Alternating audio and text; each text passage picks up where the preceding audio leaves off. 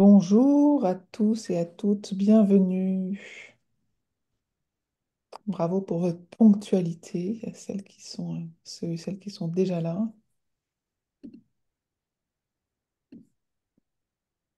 On va attendre quelques minutes que les autres participants se connectent. Si vous voulez ou à l'audio, parce qu'on n'est pas nombreux, nous dire un peu d'où vous venez et éventuellement s'il y a un pays en question, un pays que vous avez en tête ou des études en particulier. Dans le chat, vous pouvez nous l'indiquer, n'hésitez pas. Si vous voulez allumer vos caméras, vous êtes les bienvenus. C'est toujours sympa, voyez-nous, on se présente à vous, donc c'est sympa d'avoir des visages en face de nous si vous en avez envie, si vous le pouvez. Pas si vous êtes en voiture, ça donne un peu le tournis sinon. Bonjour, bonjour. Alors, on va attendre quelques minutes de plus.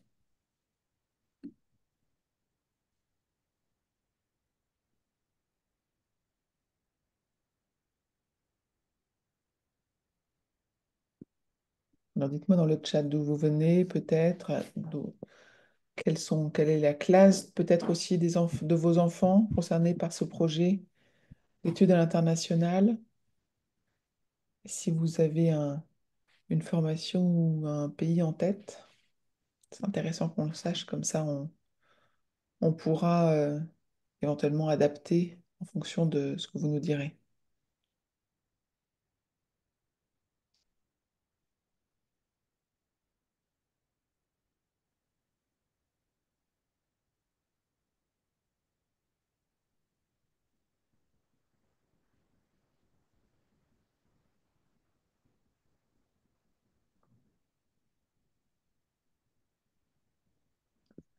Eh bien, vous n'êtes pas nombreux ce soir à vous connecter. Peut-être que tout le monde attend le replay.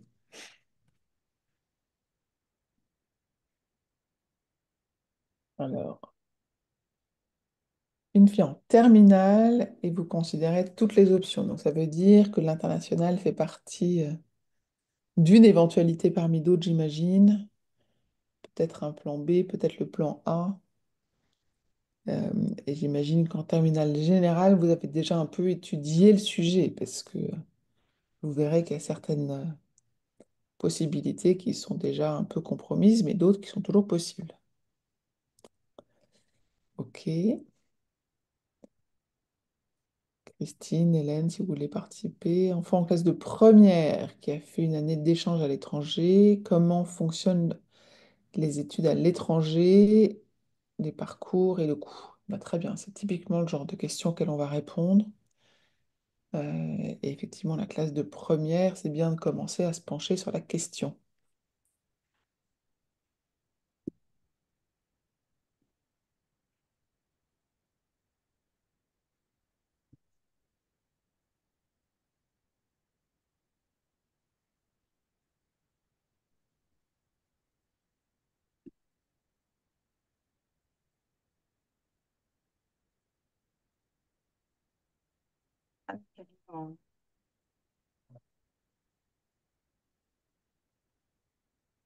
Bonjour, bienvenue.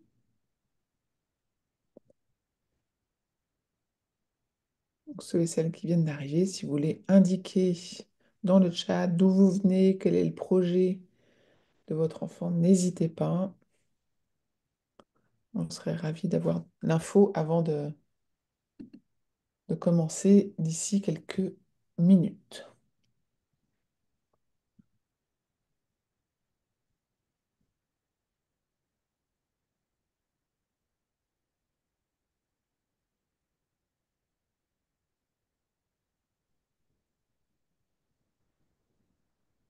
Peut-être plein de réunions de parents-prof ce soir.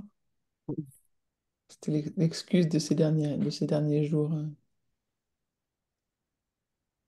J'ai eu quelques personnes qui m'ont dit déjà qu'elles ne pourraient que voir le replay. Bon, on va bientôt commencer, de toute façon, pour ceux et celles qui sont là à l'heure, et les autres bah, rattraperont au fur et à mesure. Ça vous va? Et si vous êtes grippé, eh bien oui, il y aura un replay, mais restez là, c'est quand même plus pratique d'avoir les réponses. Surtout, ça vous permet qu'on réponde à vos questions. Questions sur les études en Europe, Suède, Pays-Bas, pour maximiser ses chances. Les questions sur le coût des admissions. Très bien.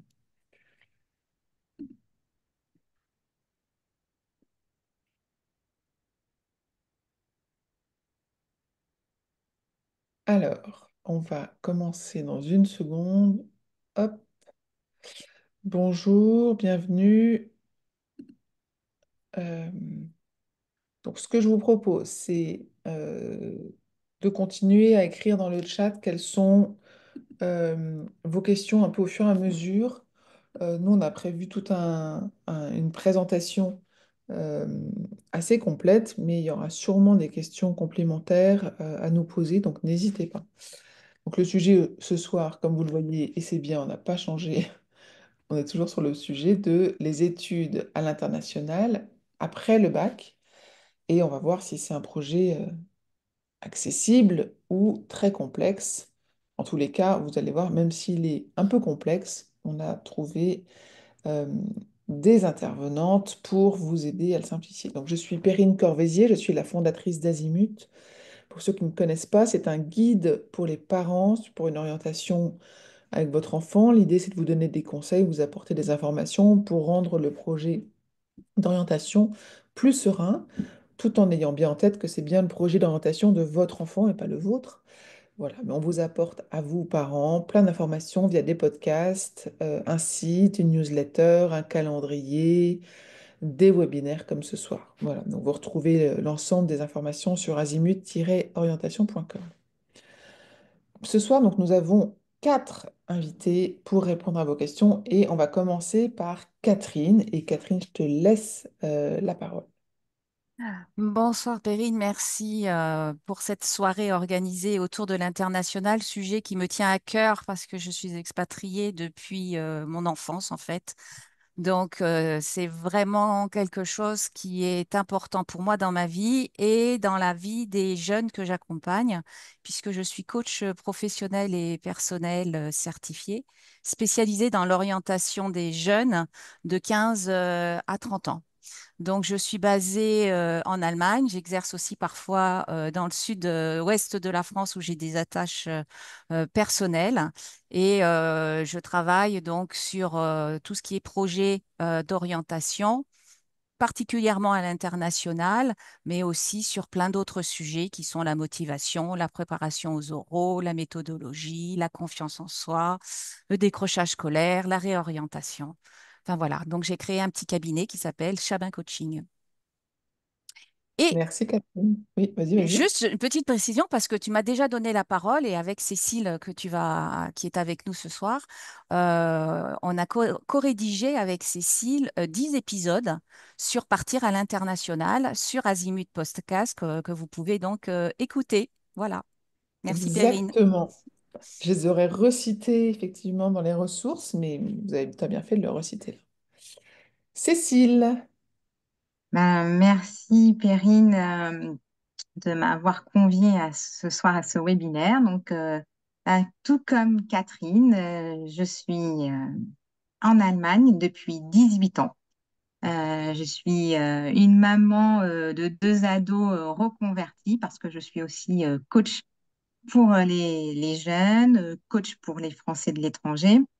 Mais ce soir, ben, particulièrement pour les jeunes, où je m'attache en particulier sur l'orientation, mais pas que, la connaissance de soi, la confiance en soi, la motivation, les techniques d'apprentissage. Bref, tous les sujets qui concernent l'adolescence, mais avec une petite touche internationale. C'est, ça donne quand même un autre aspect, d'autres défis parfois. Donc, je suis très heureuse ce soir d'être parmi vous et de partager mes connaissances sur le sujet. merci beaucoup Cécile. Laetitia, Bonsoir, je suis donc Laetitia de Bellois. J'ai également une forte attache à tout ce qui est international, ayant passé la moitié de ma vie à l'étranger également. Et pour moi, c'était très important de mes que mes propres enfants aient aussi cette expérience-là. Et après 25 ans dans des boîtes internationales, j'ai fait une reconversion pour justement m'atteler aux problèmes des jeunes et comment leur faire comprendre ce que c'est que l'international, comment les aider à rentrer dans les universités, à faire les dossiers. Et donc, avec Hélène, qui est là également, nous avons fondé Go and Study il y a 9 ans maintenant et nous accompagnons des jeunes dans tout le process des dossiers pour partir étudier à l'étranger. Et merci beaucoup. Et Hélène? Ton micro.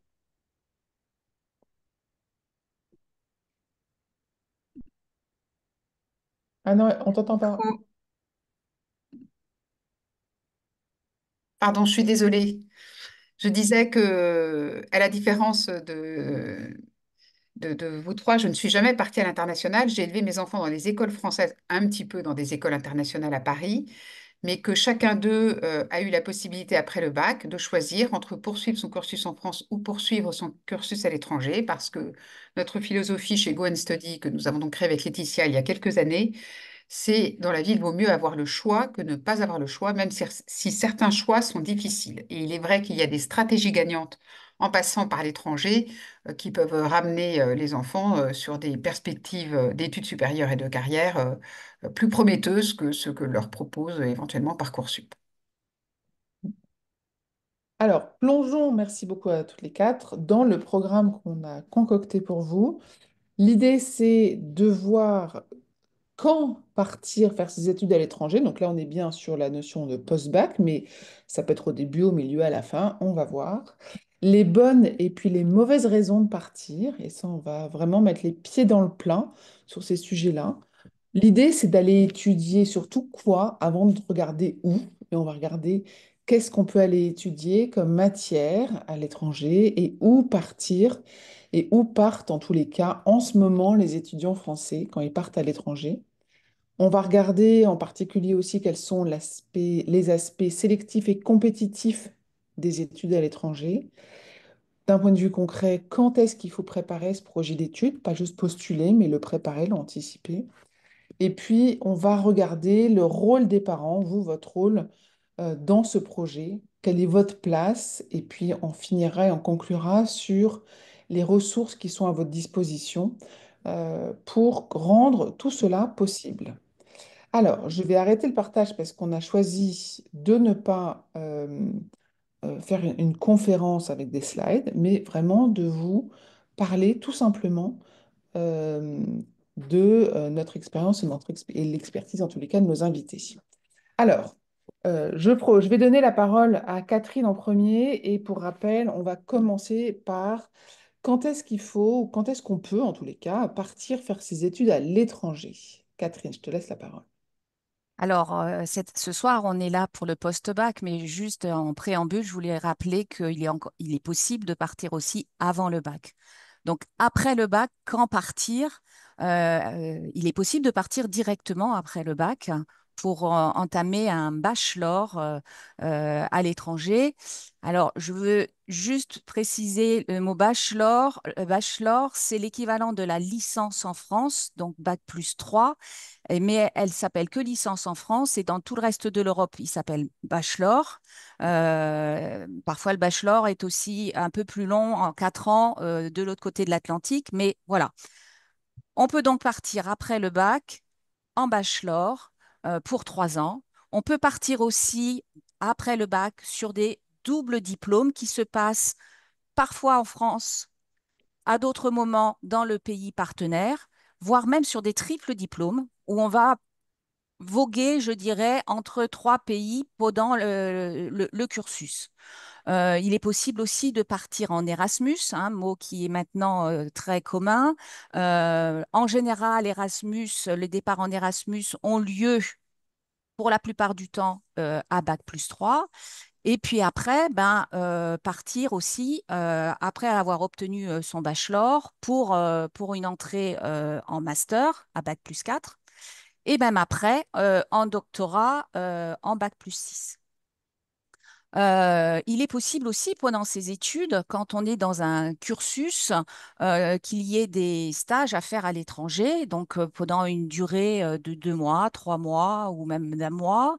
Il est aussi possible de partir dans un cursus donné avec un échange universitaire, pareil, d'une durée de 3 mois, 6 mois ou d'un an. Et il est aussi possible de partir, je dirais, entre deux formations en année de césure, qui peut être directement après le bac ou après le bachelor, éventuellement, ou entre 2 années de master aussi. Donc, en fait, grosso modo, ce qu'il faut retenir, c'est qu'il est toujours possible de partir à peu près à n'importe quel niveau d'études. Maintenant, tout reste à définir le projet.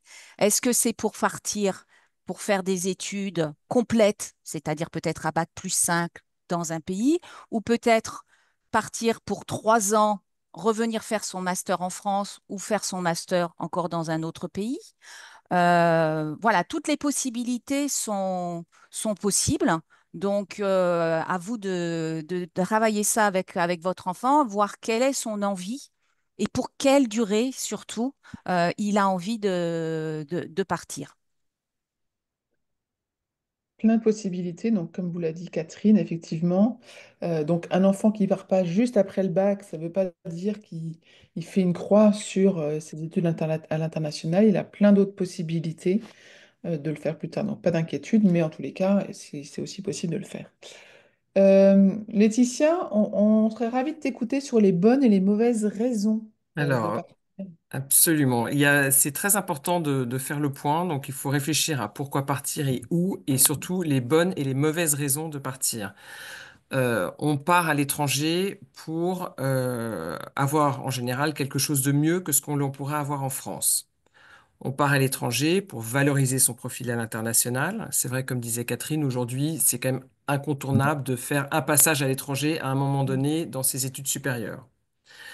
La qualité des études, de l'enseignement dispensé à l'étranger est de très bonne qualité. Donc c'est vrai qu'il y a certains élèves qui seront très très attirés par ce genre d'environnement.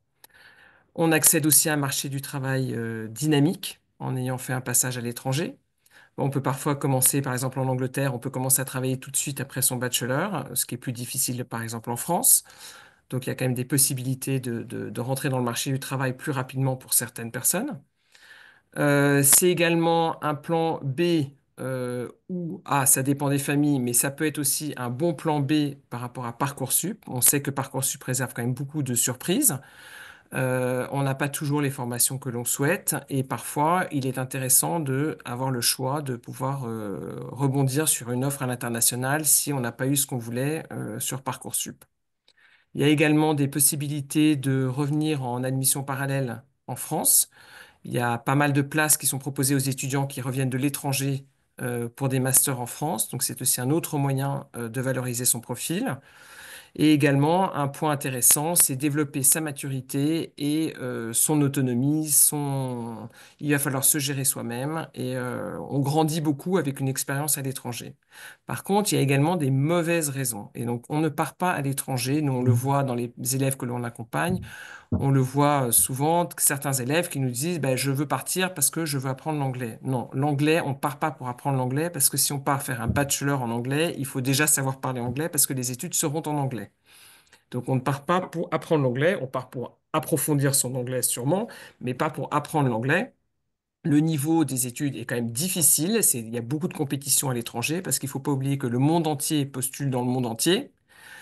Donc, il y a beaucoup d'élèves qui ont des niveaux, qui ont des bac IB, comme disait Catherine tout à l'heure, donc qui ont des niveaux vraiment assez avancés en anglais, ou qui sont parfaitement natifs et bilingues anglais. On ne part pas non plus parce que j'en ai marre de mes parents, je peux plus voir mon petit frère ou ma petite sœur, je veux prendre l'air. On part pas pour quitter la maison. Si on part à l'étranger, il faut un vrai projet. Il faut avoir réfléchi à son orientation et il faut vraiment partir avec un vrai projet. On ne part pas non plus à l'étranger pour voyager.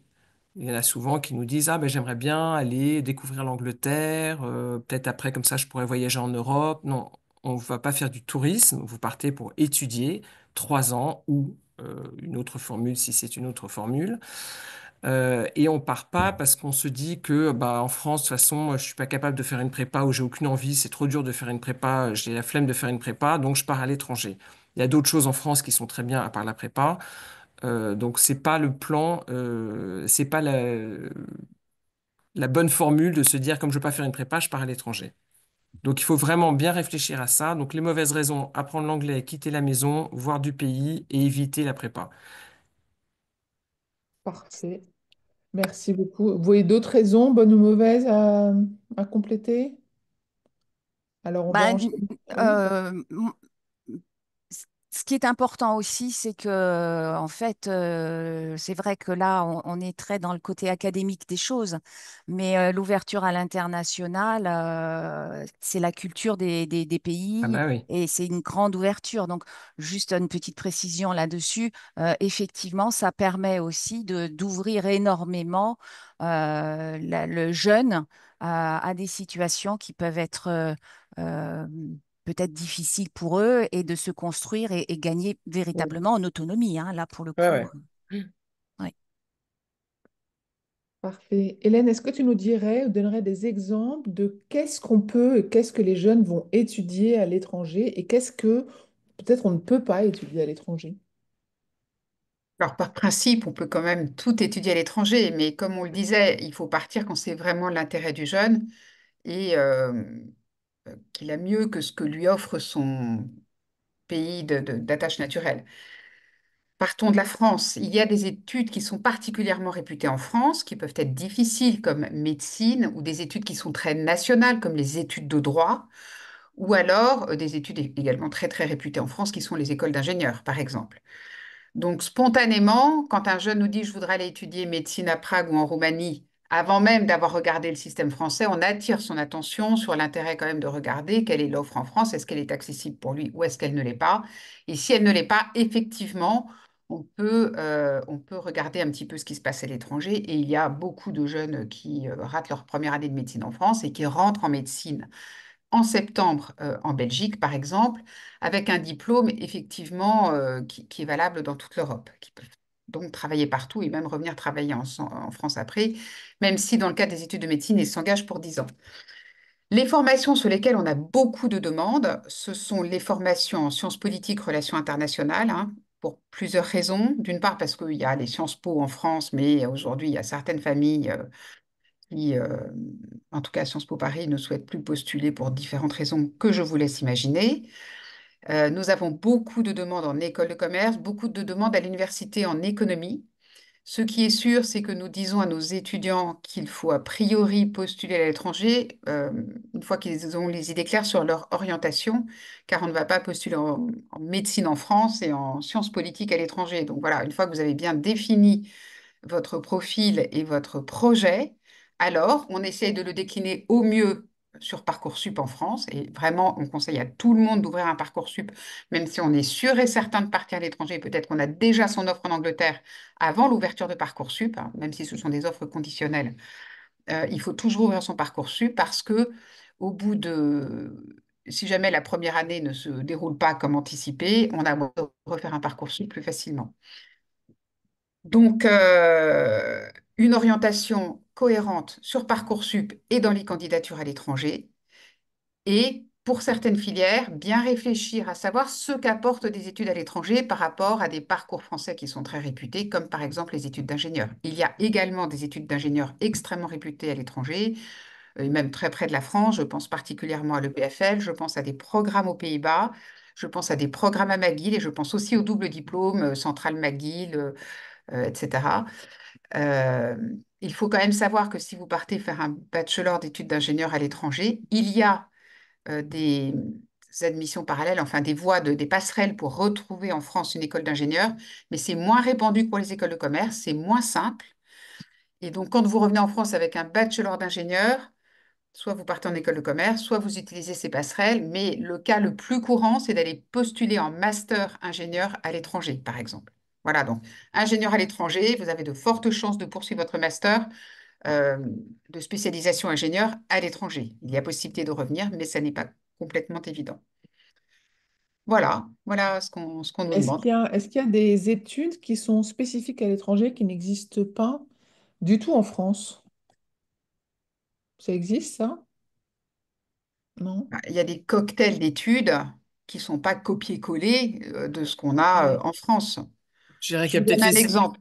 À la Bocconi, par exemple, quoi que vous fassiez comme filière, vous avez toujours un socle de microéconomie, macroéconomie, statistique, probabilité, computer science et d'autres petits akouskis du même type, même si vous prenez Art, Media and Communication. Quand vous allez à la Sorbonne étudier communication et médias, vous n'avez pas forcément ce socle quantitatif. Donc je dirais que c'est plutôt par université, chacune a son ADN et donc peut offrir un cocktail de disciplines qui vous plaît particulièrement. Je dirais qu'il y a un programme qui est assez répandu, notamment aux États-Unis, un peu au Canada et surtout aux Pays-Bas, qui s'appelle le Liberal Arts, qui est un programme en fait pluridisciplinaire et on commence à le voir en France. Mais c'est pas encore un programme qui est très répandu en France. C'est des programmes qui sont quand même, les élèves doivent être quand même assez bons dans toutes les matières parce qu'ils ont des prérequis en première année dans différents socles, que ce soit humanité, sciences ou sciences sociales. Donc il faut quand même, ça s'adresse quand même à des élèves, je dirais, d'un bon niveau. Et donc ça, c'est un programme qui est assez répandu et que l'on ne voit pas beaucoup en France, Ok. si ce n'est très peu, quoi. Merci beaucoup. Cécile, est-ce que tu nous ferais voyager, faire un petit tour du monde des destinations des étudiants français?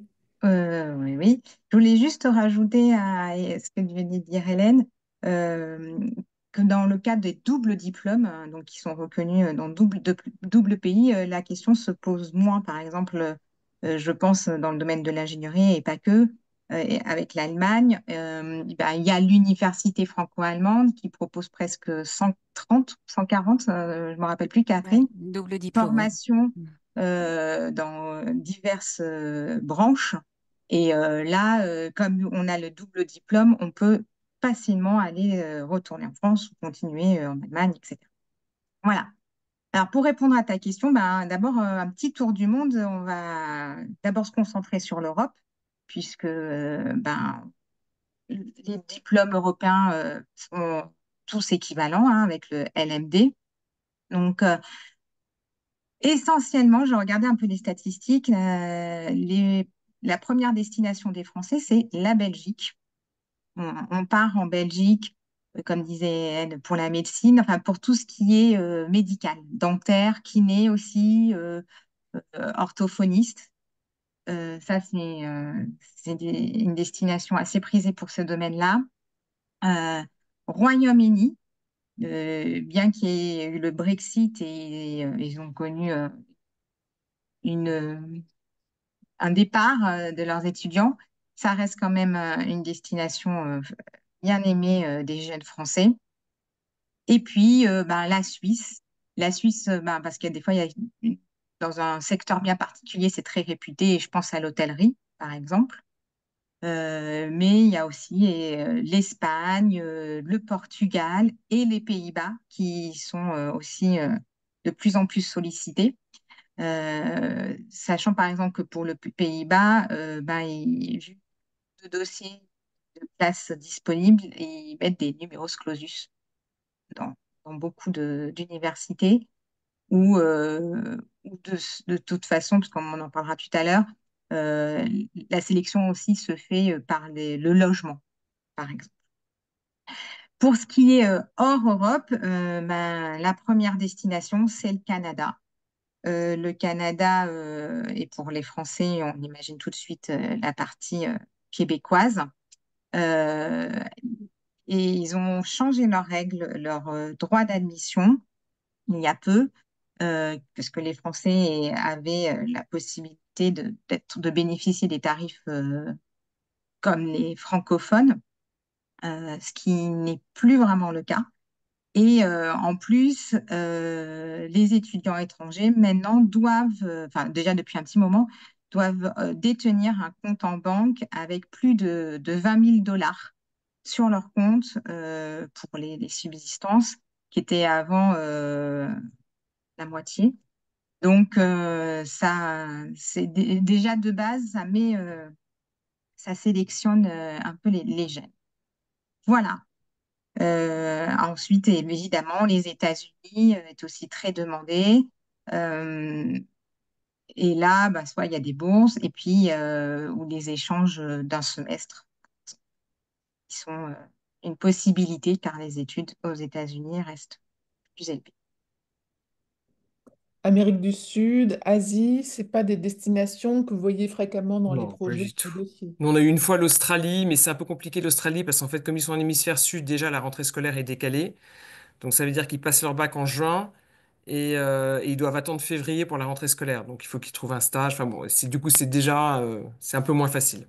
Euh, a- Mais a- sinon, Après ces destinations-là, l'Amérique du Sud ou l'Asie, souvent les jeunes partent parce qu'ils sont déjà dans une formation et ils partent en partenariat, donc pour un ouais, échange.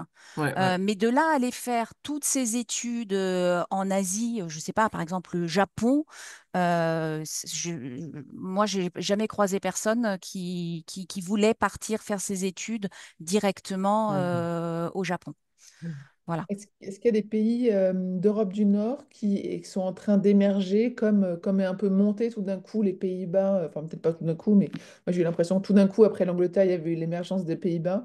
Est-ce que le Danemark, la Suède, la Norvège, la Finlande sont en train de se mobiliser pour accueillir plus d'étrangers ou pas particulièrement? Ah si, parce qu'en fait, les jeunes enfin, essayent de trouver des solutions. Il y a eu une grande vague sur les Pays-Bas au moment du Brexit. Les Pays-Bas sont complètement engorgés et donc mettent des conditions euh,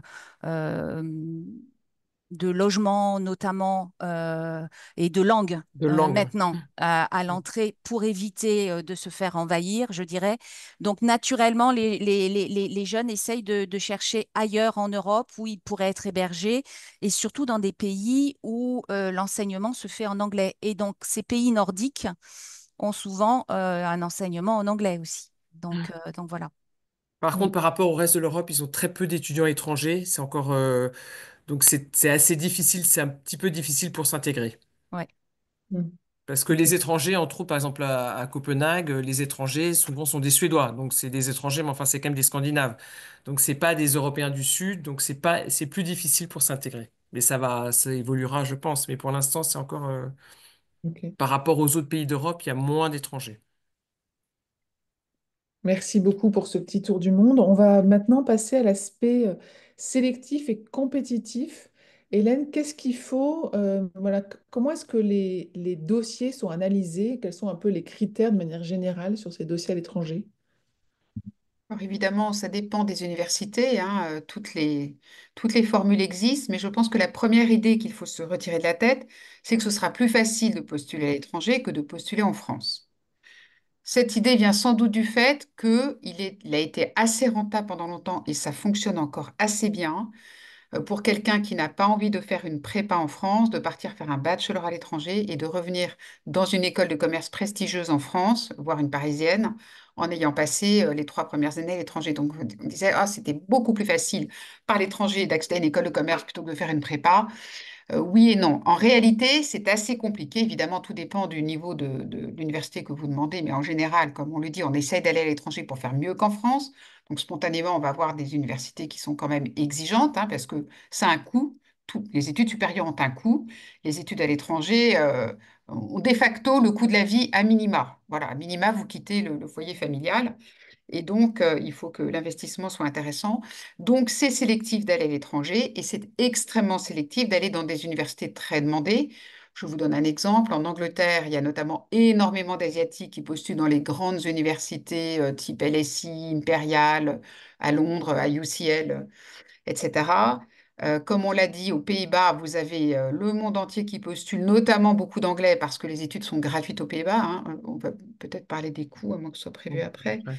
Mais voilà, en Angleterre, c'est entre 25 000 et 35 000, un peu plus cher pour les pounds, hein, un peu plus cher pour les études d'ingénieur parce qu'il faut payer le labo et sans compter le coût de la vie. Donc moi, j'ai dit à mes enfants, c'est quand même une voiture par an, une belle voiture par an. Donc il faut que ce soit à la fois rentable et intéressant. Aux Pays-Bas, effectivement, les études sont beaucoup moins chères. Elles sont de moins de 5 000, entre 2 000 et 5 000 euros par an selon les parcours. Soit c'est très sélectif à l'entrée avec des essais et une interview et un numerus clausus. Soit pour certaines filières, vous pouvez vous inscrire et vous êtes admis. Enfin, voilà, l'inscription n'est pas sélective. En revanche, le parcours en lui-même est sélectif, donc vous n'avez pas beaucoup le droit de redoubler aux Pays-Bas. Autrement dit, c'est le gouvernement qui paye pour vos études et ils veulent attirer les meilleurs candidats d'Europe. Donc, un candidat qui a un peu de mal, on lui tendra la main le temps qu'il s'adapte, il aura un tuteur. Enfin, ils sont assez bons dans les systèmes de tutorat avec les professeurs. Donc, vous pouvez trouver de l'aide, mais il faut vraiment que les étudiants se donnent du mal. Voilà.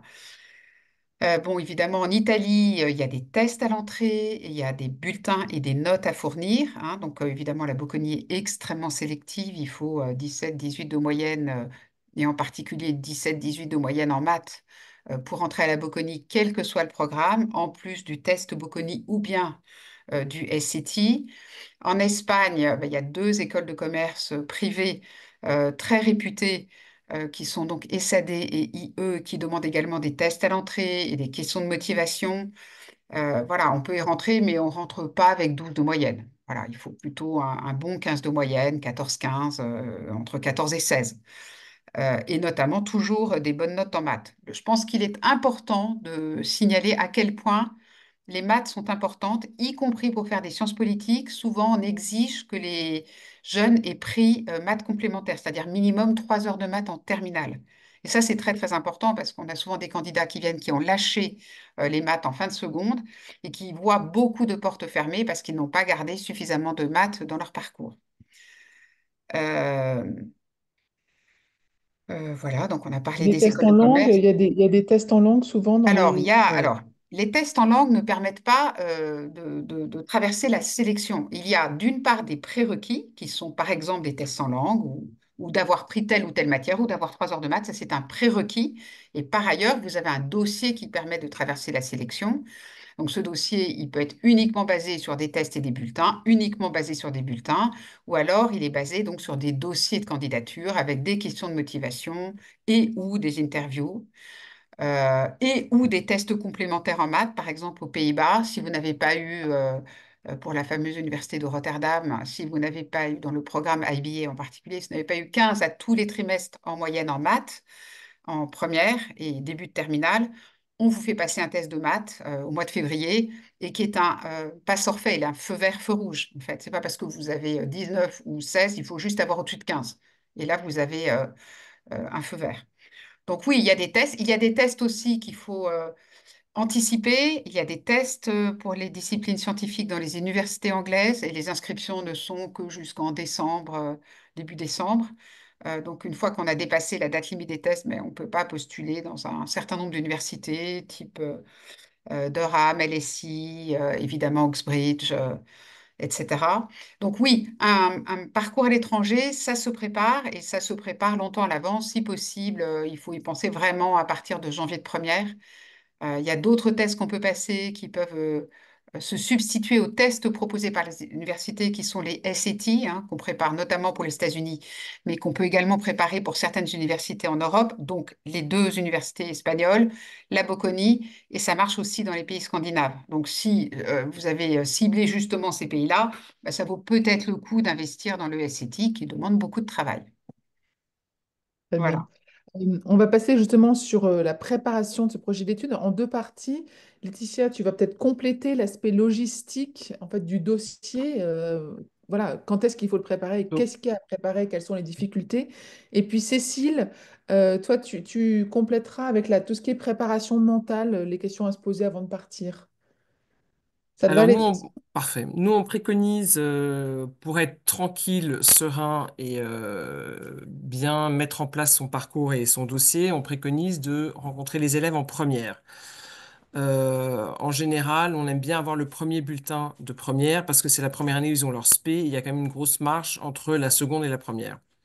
Après, on voit également des élèves en seconde lorsqu'ils ont ils savent un peu ce qu'ils veulent faire, ils ne savent pas quelle spécialité ils doivent prendre. On voit également des élèves en seconde s'ils veulent postuler aux États-Unis, où le process est beaucoup plus long et demande beaucoup plus de travail, de tests et de réflexion. Ce à quoi il faut penser, c'est que, donc, comme disait Hélène, il y a certains programmes qui vous demandent des questions de motivation, et ces questions de motivation sont basées sur des choses que vous avez faites jusqu'à ce jour. Donc, on ne répond pas à ces questions de motivation avec du futur et du conditionnel, je ferai ci, je ferai ça. C'est en fait la mentalité qu'on attend, c'est j'ai fait tout ça dans ma vie aujourd'hui, c'est pour ça que je viens chez vous pour compléter mes connaissances ou pour renforcer mes connaissances ou pour approfondir mes connaissances en sciences politiques. Voilà, dont il y a un élément qui est essentiel également dans le dossier, c'est le CV. Certaines universités vous demanderont un CV, certaines ne vous le demanderont pas, mais il faudra le retranscrire en fait à travers vos questions de motivation.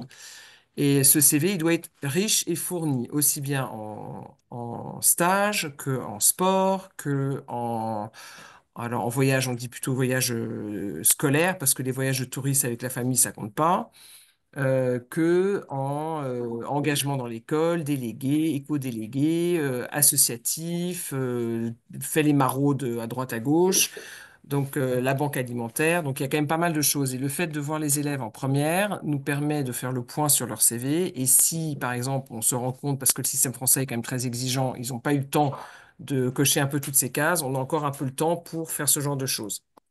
En fait, on market les profils dans ces essais, mais il faut avoir des choses sur lesquelles on peut se baser pour marketer ces profils. On n'écrit pas à la place des élèves, parce que déontologiquement, ça ne se fait pas. Et deuxièmement, on estime que si l'élève veut partir étudier à l'étranger en langue anglaise et qu'il n'arrive pas à écrire des questions de motivation en anglais, il faut bien qu'il réfléchisse, est-ce qu'il est prêt à partir ou pas à l'étranger? Donc ça, c'est aussi des points assez importants. Donc il y a tous les tests de langue qu'il faut préparer. Les dossiers de l'étranger sont entre septembre et janvier, en gros, septembre et janvier de terminale, juste avant Parcoursup. Ce qu'il faut bien garder en tête, c'est qu'ils n'ont pas le temps de faire des stages, ils n'ont pas le temps de faire au mois entre septembre et décembre de terminale, ils n'ont pas le temps de passer leur test d'anglais parce qu'ils ont, la terminale qu'il ne faut pas lâcher parce que le bulletin du premier trimestre est essentiel et pour l'étranger et pour Parcoursup, et ils ont les dossiers à l'étranger à fournir. Donc c'est quand même, il y en a où il y a quand même beaucoup de travail à faire. Donc, les tests de langue doivent être absolument réglés avant l'entrée en terminale. Donc, c'est pour ça que quand on les voit, par exemple maintenant, ou un petit peu avant Noël, ils ont le temps de faire un premier round de tests, mettons, aux vacances de février, deuxième à Pâques ou en juillet, et le dernier round doit être fait au mois de septembre. Les élèves passent souvent, en tous les cas en France, pas ceux qui font les bac, enfin les bac à ils n'ont pas besoin, mais pas ceux qui ont été un peu plus expatriés, qui sont plus bilingues, mais en général, ils passent au moins 2 fois, si ce n'est 3, les tests de langue pour avoir les notes qu'on leur demande. Parce qu'il y a des prérequis en plus dans ces tests de langue. Ensuite, les difficultés, c'est qu'il faut être dans les temps, il faut avoir des choses à raconter, donc il faut avoir fait des choses. Ils aiment bien les élèves qui sont très engagés, donc aussi bien dans l'école qu'en dehors de l'école. Et ceux qui se sont donné du mal et pas bronzés sur la plage tous les étés à rien faire. Donc ils veulent des élèves engagés, ils veulent des élèves motivés. Il y a beaucoup de concurrence, donc tout le monde ne rentre pas là où on veut. Et nous, on travaille, on est assez réaliste dans les propositions que l'on offre aux élèves. On mettra toujours des jokers parce qu'il faut toujours tenter, mais on va jamais mettre 5 écoles inatteignables pour faire plaisir aux parents ou à l'élève qui se dit, moi, c'est là où je veux aller, si on sait qu'ils ne rentreront pas. Est-ce que il y a des frais d'inscription, enfin des frais de dossier pour Alors, il y a l'ensemble? quelques frais de dossier, pas tous, mais il y en a, en général, c'est entre 100, 150, entre 100 et 150 euros, on va dire, mais tous les dossiers n'ont pas de frais de dossier. Ça dépend. Ils ont des deadlines assez spécifiques, hein, donc il faut pas rater les deadlines. Il faut pas rater les deadlines d'inscription sur les plateformes, parce qu'il y a également des pays où on passe par des plateformes type Parcoursup et qui ont des deadlines indépendantes des deadlines des dossiers. Il faut également plusieurs dossiers demander l'aide de recommandation des profs. Donc il faut demander ces lettres de recommandation. Nous, on trouve que souvent les élèves c'est plus intéressant pour eux de demander des lettres à leurs élèves, à leurs profs de première qu'ils ont eu pendant une année complète. Parce qu'en général, quand il faut demander les lettres en terminale, ils ont fait 3 semaines, un mois, donc le prof dit, bah, je sais pas quoi écrire, donc on va attendre un peu. Alors que les profs de première les ont eu pendant un mois, quitte à rajouter quelque chose de plus dans la lettre à la rentrée. Et donc ça fait partie également du dossier. Il y a pas mal d'universités qui demandent des lettres de recommandation, pas toutes, mais plusieurs. Euh, voilà, le gros dada dans pas mal d'endroits, mais principalement aux Pays-Bas, mais même à Londres aussi, c'est le logement. Donc, il faut s'y prendre hyper tôt, quitte à prendre des chambres que vous redonnerez si jamais il ne part pas dans cette ville ou dans cette université. Ça se revend, il y a des marchés parallèles, il y a tellement de gens qui cherchent que on refile ces chambres très facilement. Mais ça, on peut se retrouver avec une chambre là, une chambre là, une chambre là, et finalement, il reste en France. Donc, on redonne toutes les chambres et ça se fait très facilement. Donc ça fait partie des difficultés. Voilà, les tarifs, on en a parlé tout à l'heure avec Hélène. Voilà, La je dirais que sécurité sociale, oui, tout la ce qui est sécurité. administratif, enfin, une sécurité sociale, ouvrir un compte en banque sur place ou pas, ça dépend des études. Il faut souvent aller s'inscrire localement. Il faut aussi se donner du temps pour les visas. Entre autres, le Canada, c'est très compliqué d'avoir son visa, donc il faut vraiment se donner du temps. Les dossiers demandent du temps. Parfois, L'Angleterre, il faut un visa. On peut faire le visa qu'à partir du moment où vous avez vos résultats du bac et l'offre est confirmée. Et il faut également penser à, nous on commence à le répéter de plus en plus, à vérifier vos dates de passeport, parce qu'on en a qui veulent s'inscrire et qui ont des passeports périmés. Donc ça, ce qu'on veut commencer, on a le projet de partir à l'étranger, regardez tout de suite la date de votre passeport qu'il faut refaire ou pas.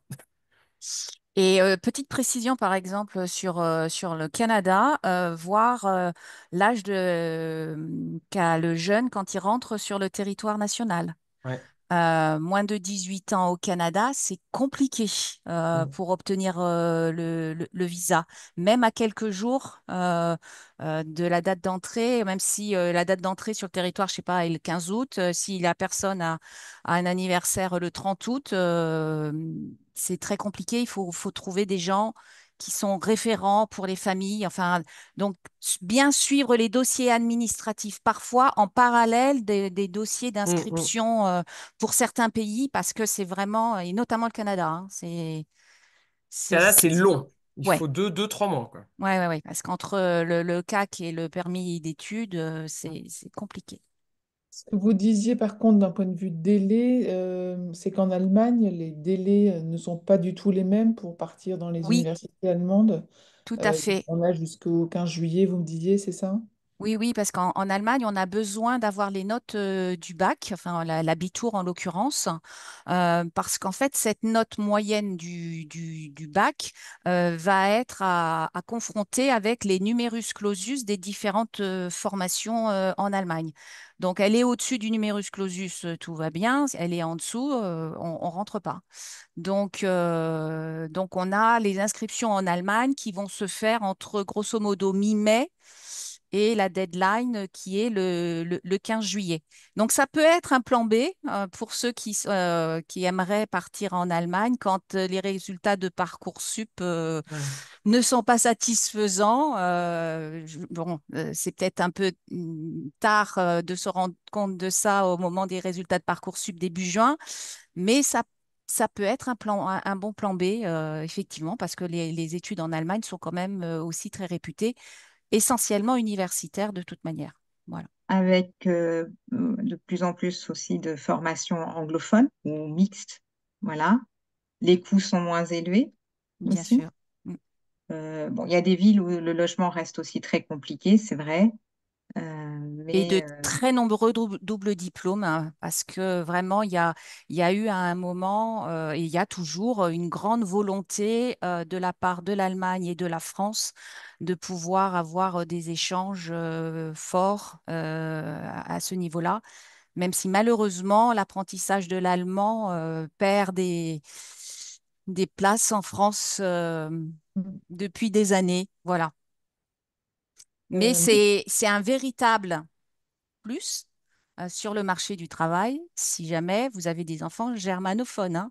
Là-dessus, c'est un vrai plus sur le CV parce que l'anglais, tout le monde le parle, l'allemand, pas beaucoup de personnes le parlent.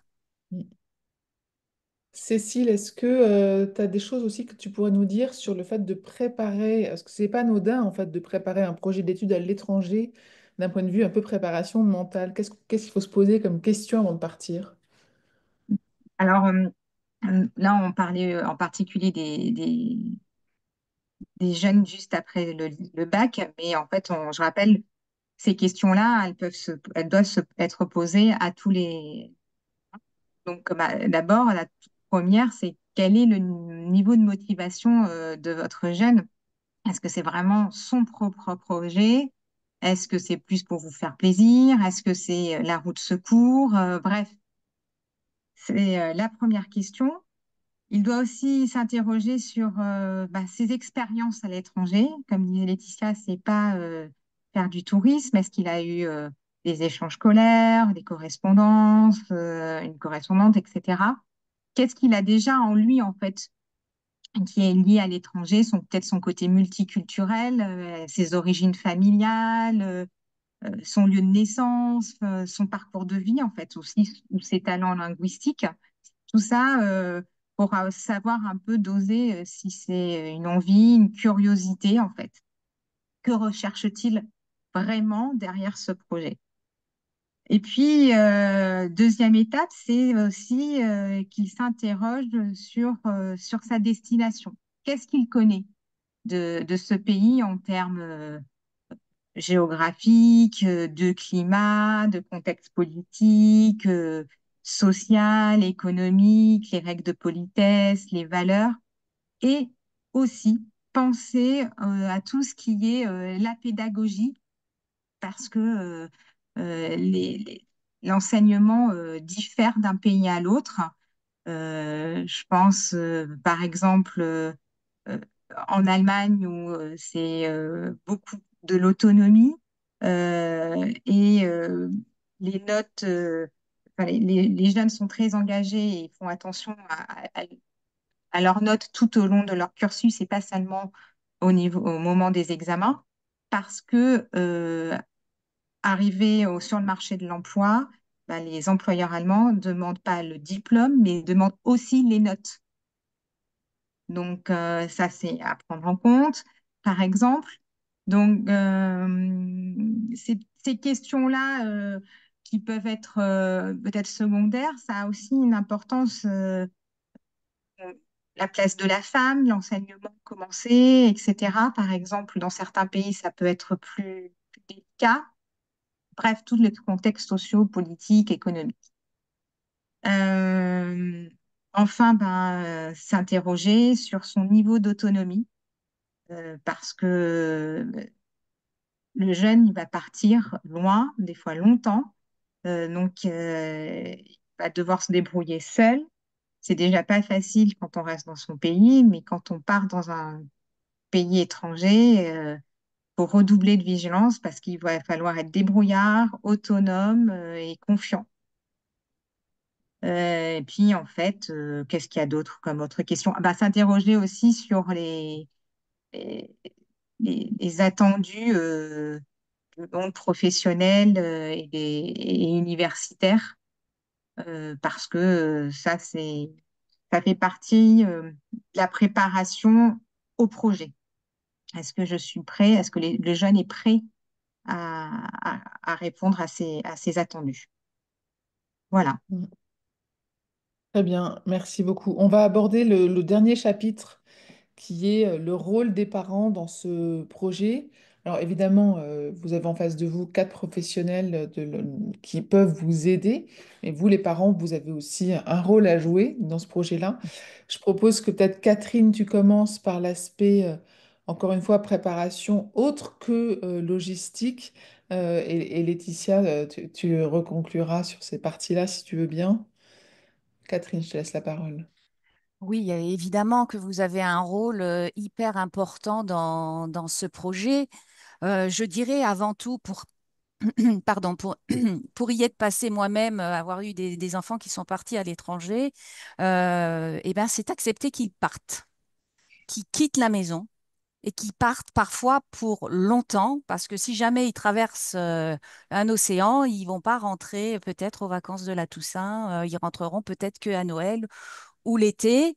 Donc voilà, se préparer à avoir ce qu'on appelle ou ce qui est appelé très souvent le syndrome du nid vide. Donc mentalement parlant, pour les parents, c'est quand même déjà aussi une préparation. Et c'est aussi se préparer vis-à-vis de son enfant pour quelque part lui enlever un peu cette culpabilité de vous quitter.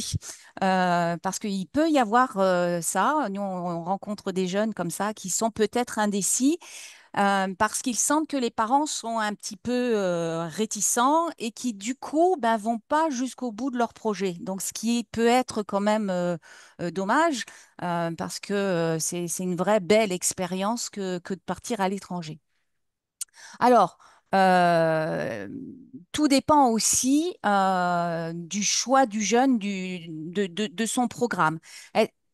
Vous serez moins impliqué si il part à l'étranger au cours d'un programme débuté en France avec un échange à la clé parce que dans ce programme-là, il va avoir assez peu de choix. Je dirais sur les pays. Donc là, vous allez l'accompagner effectivement, mais il partira pas forcément pour très longtemps. Là où vous allez être vraiment très, très impliqué, c'est quand il a décidé de partir faire une bonne partie de ses études à l'étranger et notamment après le bac pour partir en bachelor, voire en bachelor plus master à l'étranger parce que c'est vraiment important en termes de travail, toute cette préparation-là. Le jeune est donc a priori en terminale, il a de grandes envies, il a des besoins d'autonomie, tout ça le fait rêver. En revanche, il est un peu perdu. Très souvent, sur la façon de s'y prendre, il y a beaucoup d'informations, il ne sait pas trop où chercher. Donc là, vous allez intervenir pour d'abord le rassurer et l'aider dans tout ce qui est son organisation. Voilà. Il va pouvoir compter sur vous parce qu'en fait, vous êtes son club de soutien, comme on dit en coaching. Vous allez faire équipe avec lui. En revanche, il faut faire attention à quelque chose, c'est que c'est son projet, ça n'est pas le vôtre. Donc, il va falloir trouver un équilibre pour que vous ne preniez pas les choses complètement en main. Parce que le projet ne pourra réussir que si il en a, euh, il est pleinement conscient de ce en quoi il s'engage. Comme on l'a dit, il y a beaucoup de sélectivité, les études sont très engageantes par la suite. Donc, il faut vraiment qu'il soit conscient de ses choix et de la difficulté peut-être de vivre à l'étranger. Donc, s'approprier le projet, je pense, est vraiment un projet en soi de cette démarche pour éviter toute désillusion à l'arrivée dans le pays. Alors, comment est-ce que vous pouvez intervenir dans ce fameux club de soutien? Donc, définissez avec lui ben, un véritable plan d'action. Nous, en coaching, on parle de plan d'action. Donc, les calendriers à respecter, les dossiers d'inscription, l'administratif, comme on en a déjà parlé, faire des rétro-plannings, se répartir les tâches. Éventuellement, dans certains cas et dans certaines familles, moi, ce que j'observe, c'est qu'on se fixe un rendez-vous, un agenda de rendez-vous pour ne pas avoir à discuter de ce sujet-là tous les soirs de la semaine en se disant, t'en es où? Qu'est-ce que tu as pensé? T'es allé voir dans tel pays, dans telle université. Donc, se fixer des rendez-vous réguliers pour voir quel est l'avancement des uns et des autres. Parce que parfois, vous allez avancer, vous, de votre côté et vous allez rencontrer votre enfant pour partager toutes ces informations et qu'il en prenne bien conscience. Après, peut-être regarder aussi avec lui ou sans lui les journées portes ouvertes des formations qu'il vise pour être bien aussi au fait de bien connaître ces formations. Et puis, une fois qu'ils sont partis, ben, restez à l'écoute parce que c'est compliqué de partir à l'étranger, de grandir, d'être autonome. C'est peut-être la première fois qu'ils quittent véritablement la maison. Et très souvent dans les formations, et ils le savent, la Toussaint est vraiment un cap essentiel. Donc, pour des jeunes qui partent de l'autre côté de l'Atlantique, notamment vers le Canada, où les journées froides arrivent, et où l'hiver vraiment commence à s'installer, il y a parfois vraiment une baisse de morale et pas que au Canada. Donc là, peut-être prévoir un retour en avion pour les vacances de la Toussaint, alors que c'était peut-être pas prévu au départ. Au moins pour la première année, parce qu'après vous verrez, les années suivantes, ils se débrouilleront très bien, ils s'occuperont. Mais la première année, le moment de la Toussaint, c'est vraiment le moment où il faut les entourer pour qu'ils passent ce cap parce que au démarrage, ils arrivent, ils sont tout feu, tout flamme, ils découvrent le pays, les copains, la formation, et puis après, ils rentrent dans le dur de la formation, ils commencent à avoir déjà des premières notes, qui sont peut-être pas terribles, terribles ou aussi bonnes qu'avant, et là, le moral va baisser. Voilà. Donc, le point de vigilance autour de la Toussaint pour pouvoir bien les encadrer. Alors, vous, en tant que parent, quelles sont vos ressources et votre club de soutien parce que c'est pas toujours évident d'accompagner son jeune qui part à l'international. Ben, il existe alors, d'abord des podcasts. Hein, Perrine, on en a fait un, on en reparle. Non, surtout, il existe des groupes Facebook. Bien que Facebook baisse de mode en ce moment, mais les groupes sont toujours très actifs. Avec Cécile, on en fait partie des administratrices d'un groupe Facebook qui s'appelle Mon jeune part à l'étranger, où là, vous pouvez trouver beaucoup d'informations et échanger avec des parents qui ont déjà des jeunes dans les formations. Donc, vous demandez, j'ai envie de savoir comment ça se passe à la Bocconi. Vous allez avoir des parents qui ont des jeunes qui sont rentrés à la Bocconi qui pourront vous répondre. Beaucoup de tips aussi sur tous les problèmes de logement. Voilà, donc un groupe assez, enfin vraiment très actif à ce niveau-là. Et puis après, il existe des groupes Facebook dans les pays de destination, que ce soit l'Allemagne, l'Angleterre, l'Italie, l'Espagne, qui sont spécialisés pour les expatriés, pour les étudiants, où là, vous allez avoir, pareil, beaucoup d'informations sur comment avoir un forfait téléphone, quelle assurance sociale on a, voilà, ce genre de choses. Et en plus des groupes Facebook, on a en tant qu'expatriés ce qu'on appelle les accueils. Donc, dans les grandes villes, que ce soit en Europe ou d'ailleurs dans le monde, on a enfin, c'est une association qui accueille les expatriés et notamment les jeunes pour pouvoir s'adapter et emménager dans le pays. Et donc, ils ont énormément de tips par rapport à toutes ces questions que l'on peut se poser pour les cartes de métro, voilà, ce genre de choses. Et un soutien moral aussi assez fort. Quand il y a parfois une petite baisse de morale, ça peut être aussi des personnes ressources pour votre jeune quand il part à l'international. Je pense que j'ai à peu près fait le tour euh, de l'accompagnement du jeune d'une façon, je dirais plutôt mentale. Je vais laisser la parole à Laetitia Cécile, pour tu la voulais suite. rajouter quelque chose avant que Laetitia complète? Oui, peut-être que on parle de l'international, mais quand même euh, postuler sur Parcoursup pour des formations non sélectives de type licence, comme je le répète parce que c'est des Ça, fois. Laetitia, elle va C'est le dire. Laetitia Ah, qui va en excuse-moi, parler, Cécile. Ouais. excuse-moi, Oui. excuse-moi. Laetitia, ton son est... C'est on t'entend pas. coupé, ouais, on t'entend pas. Voilà. Voilà. Pardon. Donc oui, on dirait en récap, les points essentiels, c'est il faut absolument faire Parcoursup parce que d'abord, si vous ne faites pas Parcoursup et comme on a dit un petit peu plus tôt, ça se passe pas bien à l'étranger et que vous voulez revenir, c'est très compliqué de réouvrir Parcoursup par la suite. Il faut, si votre choix un est l'étranger, l'étranger, il y a beaucoup de compétition, donc il faut quand même un backup sur Parcoursup, comme vous faites l'étranger aussi, pour avoir un backup de Parcoursup. Donc ça marche aussi dans les deux sens.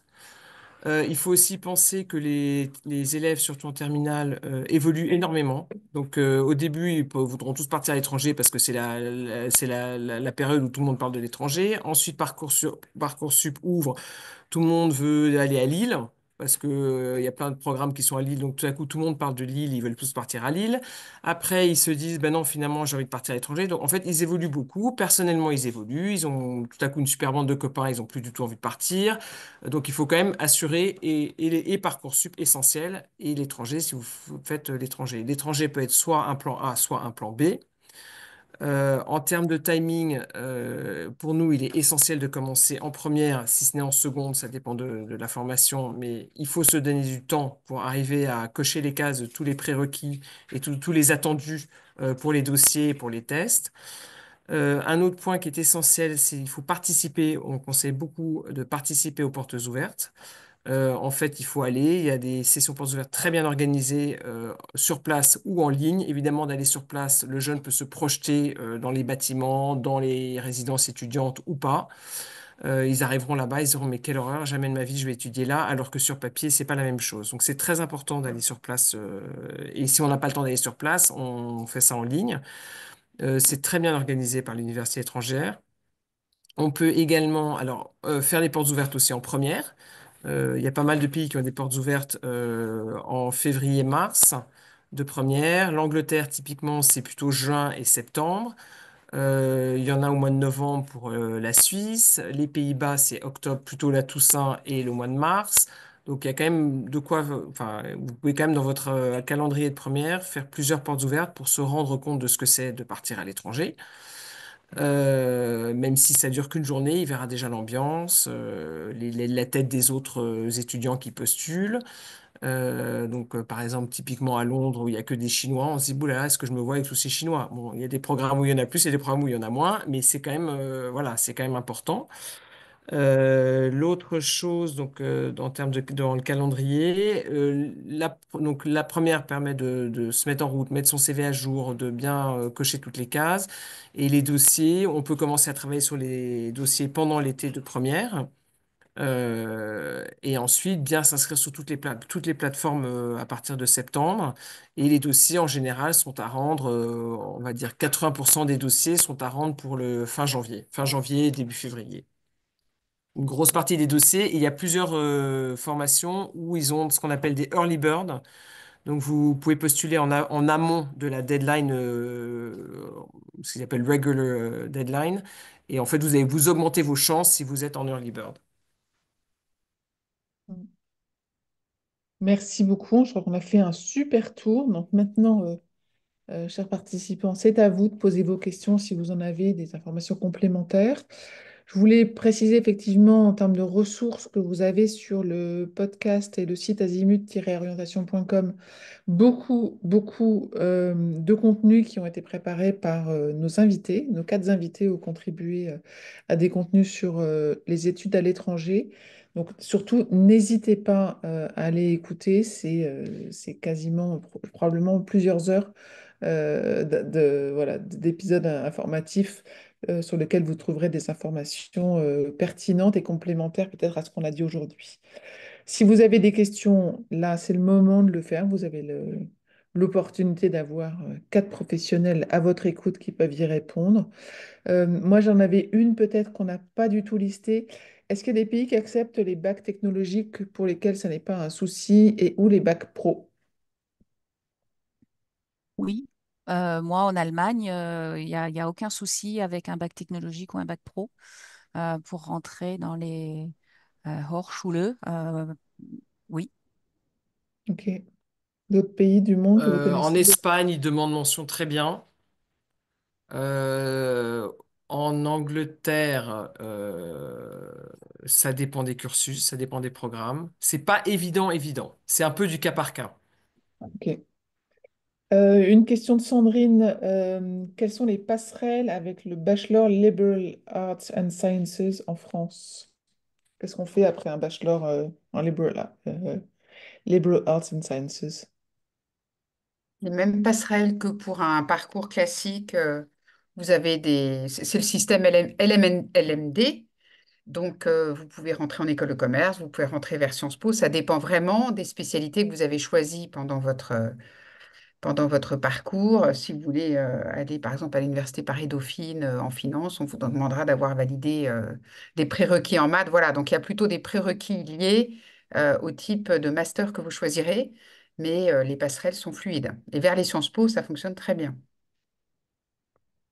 Ok. Est-ce qu'il y a d'autres questions?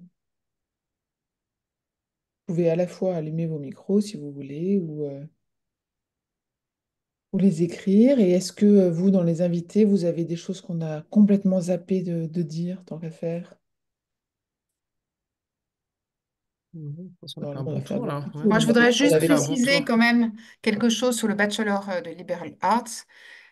C'est pas parce que le programme est à la carte qu'il faut arriver sans avoir d'idée précise. C'est-à-dire que pour vendre sa candidature, ce sont des parcours extrêmement sélectifs, comme on l'a dit. En fait, il faut avoir un projet. Ils ne prendront pas justement quelqu'un qui ne sait pas ce qu'il veut faire et qui veut goûter à tout. C'est pas du tout ça le projet d'un liberal arts. Donc, il faut dire, euh, je sais pas, moi, je veux travailler dans une organisation internationale et je me suis déjà investie dans une grande cause humanitaire, la fin dans le monde, l'éducation des enfants, etc. Mais enfin, il faut vendre sa candidature et pour vendre sa candidature, il faut savoir un petit peu où on va. Ça, c'est vraiment important et contre-intuitif. Mm, ok. Le maître mot, que ce soit pour l'étranger ou l'orientation tout court, hein, post-bac, c'est l'anticipation. Ouais. Plus on prend le temps tôt de réfléchir, de se poser une question, de mieux se connaître, de mieux identifier son projet, toujours sera un bonus. Oui, et Mm, puis aussi rassurer les jeunes qui peut-être ne pourront pas partir là directement après le bac. Aujourd'hui en France, quasiment toutes les formations demandent à ce qu'il y ait une expérience à l'étranger, que ce soit de stage ou d'échange, y compris même à l'université maintenant. Je pense par exemple à des cursus en CMI. Si vous n'avez pas fait ou un stage ou un trimestre à l'étranger, vous ne pouvez pas obtenir votre CMI. Donc, CMI, pour ceux qui ne connaissent pas, c'est cursus master en ingénierie, dispensé à l'université. Voilà, donc que le jeune se rassure et il y aura toujours une possibilité parce que les formations maintenant sont de plus en plus tournées vers l'international, y compris des formations d'ingénieurs ou autres. mm. Merci beaucoup, en tous les cas, à toutes les quatre pour votre générosité dans ce que vous avez partagé. Euh, voilà, vous êtes également référencés toutes les quatre sur le site Azimut. Donc, si les parents veulent continuer la conversation avec vous, prendre contact, prendre conseil auprès de vous, eh ben, ils vous contacteront sans problème. Voilà, on va s'arrêter là pour ce soir. Je vous dis merci beaucoup et merci à tous les participants. Merci Au revoir. beaucoup. Merci Merci, à bonne vous. Merci. soirée. Au revoir. Merci à Au vous. revoir. Merci Perrine. Au Au revoir. revoir. Merci, Merci Perrine. Perrine. Bonne continuation à toutes et